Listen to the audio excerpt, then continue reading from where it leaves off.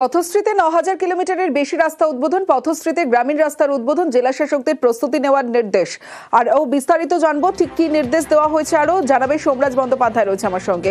সোমরাজ, দেখো, অত্যন্ত গুরুত্বপূর্ণ পথশ্রী নিয়ে রাজ্য সরকার বড় পরিকল্পনা নেওয়া হচ্ছে রাজ্য সরকারের তরফে, এবং যেটা সূত্র মারফত জানা যাচ্ছে একদিনেই ৯,০০০ কিলোমিটার যে গ্রামীণ রাস্তা নতুন করে রাজ্য সরকার তৈরি করবে পথশ্রী কর্মসূচির অধীনে, সেই ৯,০০০ কিলোমিটার গ্রামীণ রাস্তার উদ্বোধন একদিনেই করা হবে এবং তা কেন্দ্রীয়ভাবে করা হবে।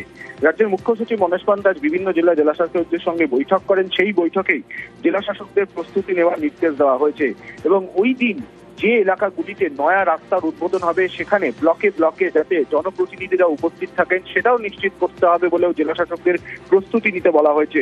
শুধু তাই নয়, কোথায় কোথায় নয়া গ্রামীণ রাস্তা তৈরি হয়েছে তার হোর্ডিং, ব্যানার, ফ্লেক্স যাবতীয় রাজ্যের পঞ্চায়েত দপ্তরের তরফ থেকে পাঠানো হবে এবং সেটি যেন প্রচার কর্মসূচি হিসেবে ব্যবহার করা হয় জেলা প্রশাসনের তরফে, যে কোথায় কোথায় নয়া গ্রামীণ রাস্তা তৈরি হচ্ছে।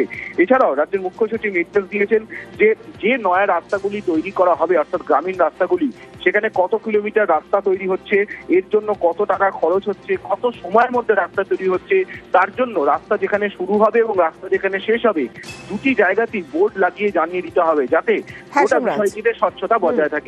এই নির্দেশ আজ রাজ্যের মুখ্য সচিব বিভিন্ন জেলা শাসকদের দিয়েছে। বেশ।